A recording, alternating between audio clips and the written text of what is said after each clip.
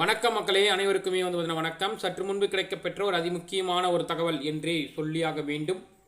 என்ன தகவல் அப்படின்றத அடிப்படையாக பார்ப்பதற்கு முன்பு நீங்கள் இப்போ தான் நம்ம சேனலுடைய புதிய பார்வையாளராக இருந்தீர்கள் என்றால் மறக்காமல் நம்முடைய சேனலை சப்ஸ்கிரைப் செய்து கொள்ளுங்கள். வாங்க வீடியோக்குள்ளே போகலாம். அடுக்கடுக்கான குற்றச்சாட்டுக்களை முன்வைக்கும் ராமதாஸ், தற்கொலை செய்து கொள்வேன் என மிரட்டும் அன்புமணி, வெடிக்கும் பாமகவினுடைய உட்கட்சி கூசல், என்ன நடக்கிறது என்பதை பற்றி தெள்ள தெளிவாக பார்க்க இருக்கின்றோம்.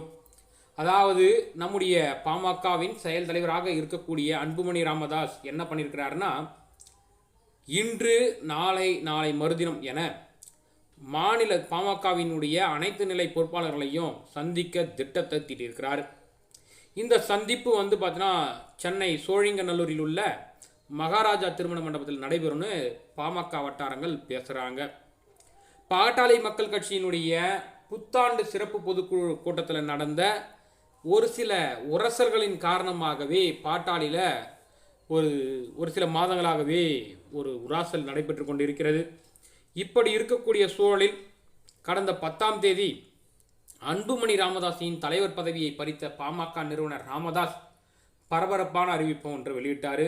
அதில் அன்புமணி ராமதாஸ் செயல் தலைவராக தொடர்வார் என்றும், அதே நேரம் கட்சியின் சட்ட விதிகளின்படி நானே தலைவராக தொடர்வேன் எனவும் ராமதாஸ் திட்டவட்டமாக தெரிவித்தார்.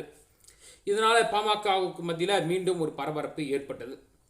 தருமபுரி மாவட்டத்தில் கடந்த 24ஆம் தேதி நடைபெற்ற கூட்டத்தில் பாமக தலைவர் அன்புமணி ராமதாஸ் கட்சியிலிருந்து நான் ஏன் நீக்கப்பட்டேன், நான் என்ன தவறு செய்தேன் என மனம் இறங்கி பேசியது ஒட்டுமொத்த பாட்டாளி சொந்தங்களுக்கு மத்தியில் உருக்கத்தையே ஏற்படுத்தது. இதற்கு மத்தியில் தான் நம்ம ராமதாஸ் அவர்களும் குற்றச்சாட்டை முன்வைக்கிறார். 36 வயதிலேயே அன்புமணியை கேபினெட் அமைச்சராக பதவியில் அமர்த்தி அழகு பார்த்தது தான் நான் செய்தது தவறு என இப்பொழுது புலம்புகிறார்.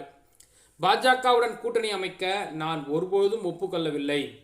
கடந்த நாடாளுமன்ற தேர்தலின் பொழுது அன்புமணியும் அவரது மனைவி சௌமியா அன்புமணியும் தான் என் காலில் விழுந்து கண்ணீர் விட்டு கதறினார்கள். அதன் காரணமாகவே நான் ஒப்புக்கொண்டேன். இல்லை என்றால் நாங்கள் தற்கொலை செய்து கொண்ட வேண்டிய நிலைமை ஏற்படும் எனெல்லாம் அன்புமணி சொல்லியதை உங்கள் முன்னால் நான் அப்பொழுது சொல்ல மறத்தது தவறுதான் என அன்புமணி ராமதாஸ் அவர்கள் சொல்லியிருக்கிறாரு. இப்படி இருக்கக்கூடிய வேலையில் பார்த்தீங்கன்னா ராமதாஸ் பார்த்தீங்கன்னா என்னென்ன வேலையெல்லாம் பார்த்தீங்கன்னா அன்புமணிக்கு எதிராக செய்கிறாரு.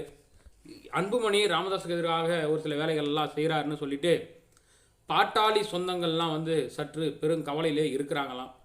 பார்க்கலாம் இதற்கு அன்புமணி ராமதாசும் என்ன முடிவுடன் மீண்டும் தொண்டர்களை தன்வசப்படுத்த போகிறார்கள் என்பதை.